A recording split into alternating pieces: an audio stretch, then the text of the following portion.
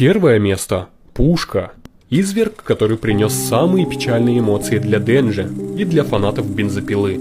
Как изверг, Пушка имеет силу и скорость значительно слабее, чем форму демона, но он все еще может стрелять пулями из пистолета в левом предплечье и голове с большой точностью и скоростью, а также иметь невероятную скорость, чтобы в состоянии путешествовать к Пауэр и атаковать ее после того, как очень быстро выстрелил в Денджи от входа в квартиру Аки.